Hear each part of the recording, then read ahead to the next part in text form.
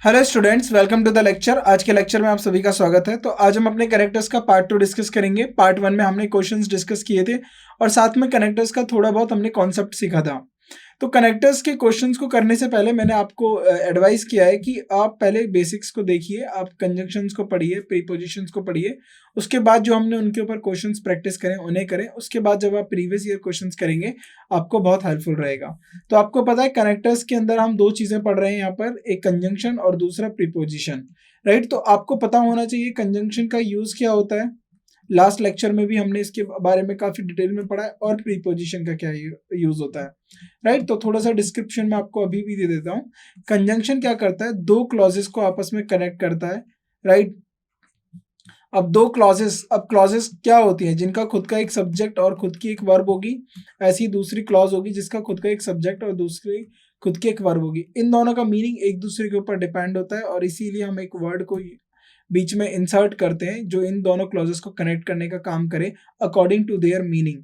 तो मीनिंग के अकॉर्डिंग हम इस वर्ड को यूज करते हैं और यही वर्ड्स जो होते हैं ये हमारे कंजंक्शंस कहलाते हैं। इन्हीं वर्ड्स को हम क्या बोलते हैं, कंजंक्शंस। अब प्रीपोजिशन क्या करता है, प्रीपोजिशन अपने ऑब्जेक्ट का रिलेशन बताता है इससे पहले वाले वर्ड्स के साथ। यानी अगर कहीं रिलेशन एस्टेब्लिशमेंट की बात होगी, राइट, अगर रिलेशन की बात होगी वो कौन करेगा, प्रीपोजिशन करेगा। और आपको पता होना चाहिए कि प्रीपोजिशन हमेशा नाउन के साथ आएगा, और ये जो नाउन या नाउन की जगह पे यूज होने वाले जो वर्ड्स होते हैं ये क्या होंगे, ये ऑब्जेक्ट होंगे प्रीपोजिशन का, ये आप याद रखेंगे। अगर कहीं भी नाउन या नाउन की जगह पे यूज होने वाले वर्ड्स की जगह कुछ और है तो वहां पर हम प्रीपोजिशन याद नहीं रखेंगे। अगर वर्ब आपको कहीं मिला है तो वहां पर हम कंजंक्शन याद रखेंगे, यूज करेंगे, और वही हमारा करेक्ट पार्ट होगा, राइट। तो इन चीजों को आपको ध्यान में रखना है। इनका बेसिकली फंक्शन आपको याद रखना है कि फंक्शन क्या है कंजंक्शन का किसी भी सेंटेंस के अंदर, और प्रीपोजिशन का क्या फंक्शन है किसी भी सेंटेंस के अंदर, राइट। तो इन चीजों को आप याद रखेंगे। और आपको कोऑर्डिनेट सबऑर्डिनेट कंजंक्शन पता होने चाहिए। कोऑर्डिनेट कंजंक्शन के अंदर हम फैन बॉयज, एक एक्रोनियम बनाया हुआ है हमने, फैन बॉयज, FANBOYS। अब इसका मतलब क्या था, फॉर एंड नॉर बट और यट सो। तो ये जो है हमारा फैन बॉयज, यानी ये जो भी कंजंक्शन मिलेंगे ये आपस में कोऑर्डिनेट कंजंक्शंस को कनेक्ट करते हुए मिलेंगे, या कोऑर्डिनेट क्लॉजेस को कनेक्ट करते हुए मिलेंगे ये कंजंक्शन। अब कोऑर्डिनेट क्लॉज क्या होती है, पहले आप इस बात को समझिए। ऐसी क्लॉजेस जो अपने आप में इंडिपेंडेंट मीनिंग करती हों बिना अपने दूसरी क्लॉज के साथ, उनको हम बोलते हैं कोऑर्डिनेट क्लॉज। तो यानी अब दोनों क्लॉजेस को सेपरेटली मीनिंग भी समझ सकते हैं, राइट। लेकिन अगर हमारी सबऑर्डिनेट क्लॉज होती है, सबऑर्डिनेट क्लॉज का मीनिंग इनकम्प्लीट होता है और उसका मीनिंग डिपेंड करता है हमारी दूसरी वाली क्लॉज के ऊपर, राइट। सो अब हम क्वेश्चन 1 के साथ स्टार्ट करते हैं हमारे क्वेश्चंस, और जो भी कॉन्सेप्ट होगा इसमें हम आगे के सीखेंगे, right. He was rejected because he was too young. उसको रिजेक्ट कर दिया गया, राइट। उसको रिजेक्ट क्यों कर दिया गया था, क्योंकि वो बहुत ज्यादा छोटा था, right, because he was too young. अगर आप देखें तो ही यहाँ पर एज अ सब्जेक्ट है, वॉज रिजेक्टेड वर्ब हो गई ये हमारी, राइट। ही यहाँ अगेन सब्जेक्ट आया है, और वॉज जो है यहाँ पर ये वर्ब आया है, और यंग क्या हो जाएगा, मेरा एडजेक्टिव हो जाएगा जो ही के बारे में बता रहा है, और टू क्या हो जाएगा, एडवर्ब हो जाएगा जो यंग को क्वालिफाई कर रहा है। तो दो सब्जेक्ट दो वर्ब होने की वजह से हमने कंजंक्शन यूज करा बिकॉज। सो यहाँ पर आएगा, हैंस आएगा, तो दो आएगा। दो जो होता है हमारा कॉन्ट्राडिक्टरी कंजंक्शंस में यूज करते हैं, कॉन्ट्राडिक्टरी स्टेटमेंट्स के लिए यूज करते हैं हम। तो नो इम्प्रूवमेंट ये सही है बिल्कुल, ये रीजन दे रहा है उसके रिजेक्शन का। As he was a brave heart, right, he Rakesh decided to join the army. तो यहाँ पर एज जो है ना एक कंजंक्शन के तौर पे है, समझिए कैसे। राकेश सब्जेक्ट हो गया, decided, decided what, to join the army. तो डिसाइडेड हमारी होगी वर्ब, राइट। ही क्या है, ये अगेन राकेश के लिए आया है ही, और ही यहाँ पर क्या है, सब्जेक्ट, और वॉज क्या है, अगेन वर्ब है। तो यहाँ दो सब्जेक्ट हो गए दो वर्ब हो गए, इसलिए एज हमने कंजंक्शन ले दिया। अगर यहाँ पर अगर आप एज को मीनिंग समझे ना, तो एज का मीनिंग बिकॉज आ रहा है। यहाँ पर एज का मीनिंग क्यों बिकॉज आ रहा है, क्योंकि राकेश जो है वो ब्रेव हार्ट है। यानी Rakesh decide to join army, Rakesh ने आर्मी को ज्वाइन करने का डिसाइड किया है क्योंकि ही वॉज अ ब्रेव हार्ट, क्योंकि वो ब्रेव हार्ट है या वो बहादुर है। तो एज यहाँ पर बिकॉज का मीनिंग कर रहा है, तो इसमें कोई प्रॉब्लम नहीं है, ये सही है। देखिए दो ऑल दो गलत हो जाता। अब यहाँ पर अगर ब्रेव हार्ट की जगह कह देते he was not so brave, right. तो यहाँ पर दो और ऑल दो तब ठीक हो जाता है कॉन्ट्राडिक्टरी कि वो हालांकि इतना बहादुर होने के नहीं बावजूद भी वो आर्मी ज्वाइन कर गया। तो जब बावजूद यूज करते हैं तो बावजूद आप किस लिए यूज करते हैं, कॉन्ट्राडिक्टरी स्टेटमेंट्स के लिए बावजूद यूज करते हैं, राइट। तो यहाँ पर इसीलिए दो और ऑल दो तो बिल्कुल नहीं आएगा, वाइल भी नहीं आएगा, क्योंकि बिकॉज एज जो है वहां बिकॉज का मीनिंग दे रहा है, ये बिल्कुल ठीक है, no improvement, right. Now question number 3, The price cannot be quoted except we are allowed to examine the sample। देखिए अब क्या बोला जा रहा है कि the price cannot be quoted, अब जो प्राइस है उनको नहीं छापा सकते या बता सकते जब तक हमको अलाउ नहीं किया जाएगा एग्जामिन करने के लिए। तो यानी ये जो स्टेटमेंट है ना, इसका होना किसके ऊपर डिपेंड करता है, अगली वाली स्टेटमेंट के ऊपर। अगर आप अलाउ नहीं करेंगे एग्जामिन या सैंपल को एग्जामिन अलाउ नहीं करेंगे तो उस पर वो प्राइस कैसे बता पाएंगे, राइट। तो यहाँ पर क्या आएगा, इफ आएगा, अनलेस आएगा, बिकॉज आएगा। देखिए बिकॉज आ नहीं सकता, बिकॉज आता है क्योंकि एक स्टेटमेंट का रीजन जब दूसरी स्टेटमेंट देती है तब हम बिकॉज यूज करते हैं। इफ होती है हमारी कंडीशन। अगर आप अनलेस की बात करें तो अनलेस और इफ में समझिए, अनलेस जब आप यूज करते हैं ना, इसका मतलब होता है इफ नॉट, अगर आपने ये कंडीशन फॉलो नहीं करी तो ये वाली कंडीशन फॉलो नहीं होगी। और इफ की बात करते हैं तो इफ का मतलब होता है अगर, राइट। तो यहां पर अगर आप इस स्टेटमेंट को देखें, the price can not be quoted, अगर प्राइस कब तक क्वेटेड नहीं कर सकते, जब तक आप सैंपल को एग्जामिन नहीं करने देंगे। तो यहां पर अनलेस होगा क्योंकि ये कंडीशन डिपेंड करती है इस वाली कंडीशन को फॉलो होने पे, राइट। तो answer is B. Now next question 4, since he work hard he fail to secure good grades. देखिए अगर यहाँ पर आप ध्यान से देखें, सिंस बिकॉज का मीनिंग दे रहा है यहाँ पर, क्योंकि उसने मेहनत करी, he failed secure a good grade, ऐसा नहीं होगा। बावजूद उसके मेहनत करने के वह अच्छे मार्क्स नहीं ला पाया, राइट। तो यहाँ पर कॉन्ट्राडिक्टरी है। कॉन्ट्राडिक्टरी कैसे समझ में आएगा आपको, क्योंकि उसने मेहनत करी है, ही वर्कड हार्ड, और बावजूद इसके he fail to secure a good marks, तो उसके फिर भी गुड मार्क्स नहीं आए, राइट। अगर आप यहाँ पर देखें, एज नहीं होगा, ये बिकॉज का मीनिंग देगा, बिल्कुल नहीं। वैन नहीं होगा। और दो आप देखिए, दो और ऑल दो, दो और ऑल दो, ये जो हमारी स्टेटमेंट्स होती है ना, इनके लिए कॉन्ट्राडिक्टरी कंजंक्शंस, अगर कॉन्ट्राडिक्टरी स्टेटमेंट्स हो तो कॉन्ट्राडिक्टरी कंजंक्शंस जो यूज करते हैं वो हमारे होते हैं दो और ऑल दो। अगर मैं आपको बात करूं कॉन्ट्राडिक्टरी प्रीपोजिशन की, तो वो होता है हमारा डिस्पाइट, और डिस्पाइट के साथ कभी ऑफ नहीं आएगा, और इसके बाद होगा in spite of, spite of. ये हमारे कॉन्ट्राडिक्टरी प्रीपोजिशंस होते हैं, तो ये चीज आप याद रखेंगे। तो यहाँ पर क्या आ जाएगा हमारा, though he work hard he fail to secure good marks, तो इसको हम क्या करेंगे, यहाँ पर लिखेंगे though, right. Easy question. Now next, आगे क्वेश्चन के लिए बढ़ते हैं हम लोग। Now question number 5, anyone interested in the use of computer can learn, तो यहाँ पर सब्जेक्ट हो गया anyone, right. Interested in the use of computer can learn, अब देखिए कैन लर्न हमारी वर्ब होगी much if you have access to a state of the art micro computer. अगर कोई भी कंप्यूटर जो कोई भी इंटरेस्टेड है कंप्यूटर लाइक सीखने में, राइट, यूज करने में, अगर आपके पास एक्सेस है किस चीज का, state of the art micro computer, right. तो अगर एनीवन यहाँ पर सब्जेक्ट है, राइट, और इफ यहाँ पर क्या हुआ है, कंजंक्शन हुआ है, राइट, इफ कंजंक्शन हुआ है। आप इसको ध्यान से देखिए, एनीवन के लिए मैंने आपको बताया था, अगर आपने प्रोनाउन को ध्यान से पढ़ा हो, एनीवन को हम सिंगुलर ट्रीट करते हैं, क्या ट्रीट करते हैं, सिंगुलर। और एनीवन हो गया, नो वन हो गया, राइट, नोबडी हो गया, और इनके लिए जो भी प्रोनाउन यूज करते हैं वो हम क्या यूज करते हैं, ही, राइट, हम क्या यूज करेंगे, ही। तो इसकी जगह पे हम क्या लिखेंगे, इफ ही हैज, तो यू नहीं आएगा, यहाँ पर लिख सकते हैं हम इफ ही, हैव नहीं हो जाएगा, इफ ही हैज। तो अब हम अपने ऑप्शन देखते हैं, इफ ही हैज एक्सेस बिल्कुल सही है, ये वाले गलत हो जाएंगे, तो right, A part is the right answer. Now question number 6, although other parts the world 20% of the farm areas is owned by women in India, right, women own less than 7%। देखिए किसी ऑल्दो, अब ये contradictory बात कर रहा है, contrast है। Other दुनिया के दूसरे हिस्से में जो 20% फार्म्स है ना, वो ओन करते हैं वुमेन, लेकिन इंडिया के अंदर सिर्फ लेस देन 7%, अगर कोई 7% फार्म्स हैं उनको उनसे कम ओन करती हैं कौन, वुमेन ओन करती हैं, राइट। अगर आप यहाँ देखें, अगर ये कॉन्ट्राडिक्टरी है वाइल, अब ऑल्दो इसका मतलब क्या हो जाएगा, बावजूद इसके, तो ये यहाँ पर कॉन्ट्रैक्ट आ गया। लेकिन अगर आप इस स्टेटमेंट को देखें कि ये क्या बता रहा है, फैक्ट बता रहा है, अदर पार्ट्स में जो वुमेन है 20% फार्म को ओन करती हैं, लेकिन इंडिया में कितना, या फिर इंडिया में कितनी वुमेन करती हैं, लेस देन 7%। तो यहाँ पर अगर आप करेक्ट प्रीपोजिशन या कंजंक्शन यूज करेंगे तो इफ नहीं होगा, हाउएवर नहीं होगा, वाइल होगा, while in other parts, right. जबकि दुनिया के दूसरे हिस्से में 20% महिलाएं जो हैं फार्म एरिया को ओन करती हैं, भारत में कितनी महिलाएं करती हैं, 7% से कम, right. Now question number 7, start the motor and then you should remove the blocks.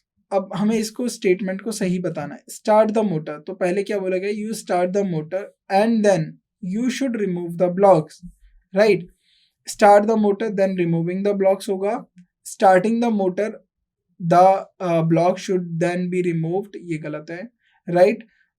Start the motor and then remove the blocks. अगर आप यहाँ पर ध्यान से देखें, एंड है, एंड के बाद क्या है ना, दो स्टेटमेंट्स को जोड़ा गया है, you should remove the blocks. तो यहाँ पर स्टार्ट द मोटर जो बोला गया है ना, यहाँ के लिए जो सब्जेक्ट है ये वो यू ही है, you start the motor and then you should नहीं होगा, you remove the blocks, and उसके बाद आपको क्या करना पड़ेगा, देन। अब यहाँ पर यू मैंने हटा दिया है, क्यों हटा दिया है, क्योंकि यहाँ पर अंडरस्टूड है यू आना, start the motor and then remove the blocks, तो C is the right answer.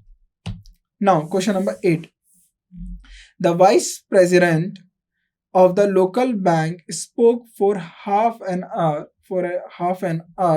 and told, for a half an hour तो होता नहीं है, for half an hour होता है, and told his colleagues that his colleagues must consider to find a new job or accept a reduction in salary. Now again इसको read करेंगे दोबारा। The vice president of the local bank, तो कोई local bank का vice president है, उसने आधे घंटे तक क्या बोला, स्पोक या बोला वो आधे घंटे के लिए, half an hour, and told his colleague, अपने कलीग को बोलता है, that he and his colleagues must consider to find a new job, उसको और उसके कलीग को जो नई जॉब है उसको राइट ढूंढना चाहिए, या फिर जो हमारी सैलरी में रिडक्शन है उसको एक्सेप्ट करना चाहिए, right. For half an our होगा, तो पहली वाली स्टेटमेंट को तो हम हटा देंगे, राइट, ये भी हटा देंगे, बी और सी में से देखेंगे। For half an hour and told his colleagues that the colleague must get employed by a new bank, नहीं होगा ये। For half an hour told his colleague to consider finding a new job, C is the right answer, right, C is the right answer। to consider, देखिए to consider, right, or accept, to consider or accept, तो यहाँ से आप देखें to consider, to नहीं होगा, to consider होगा, तो ये गलत हो जाएगा, यहाँ पर होगा to consider, या तो consider करो, right, find a new job, या फिर एक्सेप्ट करो रिडक्शन सैलरी में, consider finding a new job. Now question number 9, the local library should recommended that the books put up for the used book sale should be in good condition and should have no writing in them और be underline. यानी local library has recommended, local library ने क्या recommended किया, that the books put up for the used book, जो books हम put रखेंगे जो used book के लिए, और book sale should be in good condition, तो सेल जब आप करेंगे तो वो गुड कंडीशन में होनी चाहिए, एंड शुड हैव, देखिए यहाँ पर देखिए एंड आया है, तो पहला यहाँ पर हो गया should be in good condition, right, उसके बाद आ गया again should have no writing, right, should have no writing in them और बी अंडरलाइंड। तो अगर आप यहाँ पर देखें, and should have no writing in them और be underlined, and should not have, अगर आप यहाँ बात करें ना, अगर आप इसको देखें, should be in good condition and contain no writing और अंडरलाइन, राइट। ये मैंने क्यों बोला है, क्योंकि नो राइटिंग और अंडरलाइन, कोई भी राइटिंग या अंडरलाइन नहीं होना चाहिए, राइट। अंडरलाइंड जहाँ है और यहाँ पर राइटिंग लिखा हुआ है तो ये गलत हो जाएगा, और के साथ हमने इनको गलत तरीके से जोड़ा है, तो सेम ही स्ट्रक्चर हमारा कनेक्ट करता है, तो इसीलिए C is the right answer, right. Now question number 10, Kanan asked me to go round with them but I don't want। देखिए कनन ने बोला उसके लिए कि आप जाइए उनके साथ चक्कर घूमिए फिरिए, Kanan asked me, what Kanan asked me to go around with them, but अब उसने क्या करा, I did not want, I did not want, अब वो अधूरा ही है, I did not want, don't तो होगा नहीं, डोंट को तो हटा दीजिए क्योंकि पास्ट की बात हो रही है ये, तो I did not want to go, यहाँ पर गो अंडरस्टूड है, तो ये पूरा स्टेटमेंट आएगा, I did not want to, मैं नहीं जाना चाहता, राइट, तो डिड नॉट वांट इनकम्प्लीट है, तो इसके लिए पूरा स्टेटमेंट आएगा, I did not want to go, right. Now question number 11, the students were asked to unpack, तो स्टूडेंट्स के लिए क्या बोला गया, to unpack, eat their lunch and relaxing, अब देखिए एंड के साथ क्या कनेक्ट कर दिया, रिलैक्सिंग, अनपैक, तो यहाँ पर अगर आप इसको बात करो तो unpack, eat their lunch and relaxing नहीं होगा, एंड रिलैक्स होगा, सेम फॉर्म रखनी है ना वर्ब की, unpack, eat their lunch and relax,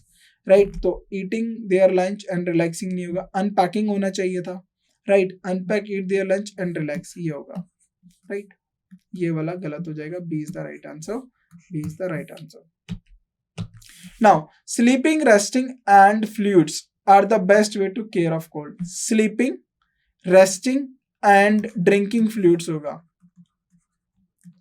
drinking fluids, क्योंकि ये पूरा सब्जेक्ट बना है, सोना, आराम करना और ज्यादा पानी पीना क्या है, are the best way to take care of cold, right, तो स्लीपिंग एंड के साथ आप जोड़ेंगे, एंड दैट ड्रिंकिंग फ्लूइड्स नहीं होगा, एंड ड्रिंकिंग फ्लूइड्स होगा, B is the right answer, right. Now the whole idea of constructing and to decorate, देखो constructing and to decorate नहीं होगा, या तो कंस्ट्रक्टिंग एंड डेकोरेटिंग होगा, right, whole idea of constructing of decorating the puja pandals is a part of creativity, तो decorate नहीं होगा, and के साथ decorating ही होगा, decorating the puja pandal is a part of skill, तो of decorating हो जाएगा हमारा, और decorating the puja pandals। अब देखिए यहाँ पर अगर आप बात करें the whole idea of, तो idea है, राइट, of constructing ये इसका प्रीपोजिशन हो गया, of decorating ये डेकोरेटिंग ऑफ प्रीपोजिशन का ऑब्जेक्ट हो गया, कंस्ट्रक्टिंग ऑफ प्रीपोजिशन का ऑब्जेक्ट हो गया, आइडिया क्या है हमारा, आइडिया हमारा सब्जेक्ट है, तो आइडिया के अकॉर्डिंग हम क्या रखेंगे, इज रखेंगे, तो ए वाला आप सी वाले को इस वजह से गलत कर सकते हैं, राइट, टू डेकोरेट नहीं होगा, A is the right answer. Now question number 14, the managers role is, managers का रोल क्या है, is to define and resolve problems, तो मैनेजर का रोल क्या है, is to define and to resolve the problems, right, defining and resolve, define and resolve नहीं होगा, defy and resolve, right, तो no improvement, right, D is the right answer, कोई improvement की जरूरत नहीं है, क्योंकि आप यहाँ देखिए the managers role is what, to define और टू रिजॉल्व, दो इन्फिनेटिव्स को हमने क्या कर दिया, एंड के साथ कनेक्ट कर दिया, problems, right। Now question number 15, his brother never has and never will be क्या होगा, dependable, तो उसका ब्रदर ना तो पहले कभी डिपेंडेबल था, ना है और ना रहेगा, तो his brother never has been होगा, never, या फिर his brother never has been होगा, right, has been and will be dependable, तो अगर आप बात करें तो never has been, B is the right answer, ये आंसर नहीं होंगे हमारे, right।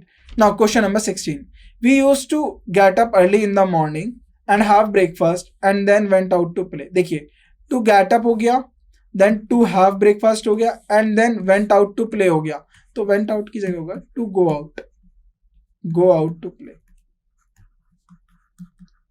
right, तो to क्यों आया, क्योंकि to get up early in the morning, right, to have breakfast, to यहाँ पर छुपा है, तो यहाँ पर भी ऐसे to go out to play होगा, right, तो यहाँ पर to go out to play होगा, राइट, तो A is the right answer. Now question number 17, the housewife dash the cakes burning and run to switch off the oven, तो the housewife को क्या हुआ, उसको स्मेल आई होगी कि केक क्या कर रहा है, जल रहा है, देखिए and run to switch off the oven, right, तो यहाँ पर देखिए एक वर्ब आ गई, run to switch off the oven, तो राइट, एक होता है रन और होता है रैन, तो ये पास्ट फॉर्म है, तो जाहिर सी बात है हमें यहाँ पर भी पास्ट फॉर्म होगा, अगर आपने स्मेल है तो स्मेल ही आई होगी बर्निंग की, तो यहाँ पर हो जाएगा स्मेल्ट, उसको स्मेल आई थी, स्मेल्ट, स्मेल्स नहीं होगा, स्मेल नहीं होगा, smelt. Now question number 18, His assistants have and are still doing excellent work, right? Excellent work for the organization. तो उसके असिस्टेंट्स क्या कर रहे हैं? उसके असिस्टेंट्स have, अब देखिए have and are still doing, वो पहले भी कर रहे थे, अगर आप इसको समझें, वो पहले भी कर रहे थे और अभी भी कर रहे हैं. तो एंड के साथ क्या कनेक्ट हो रहा है? दो टेंस कनेक्ट हो रहे हैं, एक पास्ट की बात कर रहा है और एक प्रेजेंट की बात कर रहा है. तो his assistants have done, right, उन्होंने पहले भी करा, have done and are still doing. तो ए पार्ट में एरर है, डन आना चाहिए, right. Now question number 19.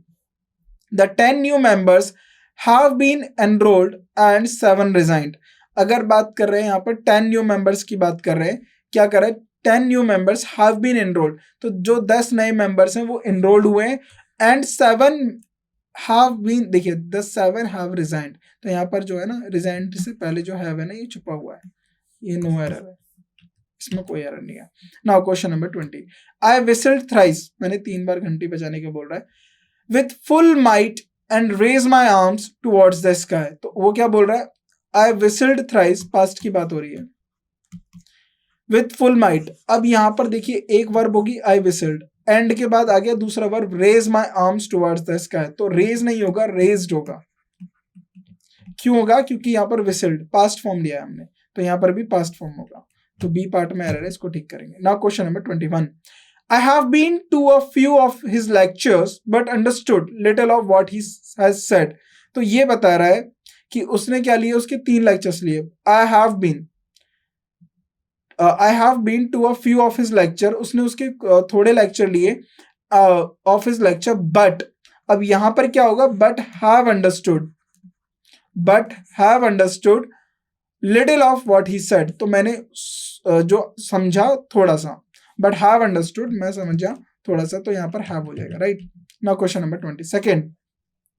The duties of policeman are regulating the traffic, investigating crime. अब देखिए पुलिस की ड्यूटीज क्या है? Regulating the traffic, investigating crime, और अब क्या होगा? And to contain social anti social element. तो कंटेन नहीं होगा, टू कंटेन नहीं होगा, एंड के साथ देखिए regulating the traffic, investigating crime, तो containing anti social elements. Containing, जब भी एंड यूज कर रहे हो ना, तो उसके साथ same form of adjective use होते हैं, same form of verb use होते हैं, राइट. तो हमेशा ये याद रखना, एंड के साथ हमेशा सेम फॉर्म चलेगा. Now question number 23. We found the soldier lying seriously wounded and died shortly afterwards. अगर आप बात कर रहे हो कि हमने देखा सोल्जर को, we found the soldier lying seriously wounded, बहुत मतलब लेटा हुआ है, घायल, बहुत ज्यादा घायल लेटा हुआ है, और बाद में वो थोड़ी देर मर गया.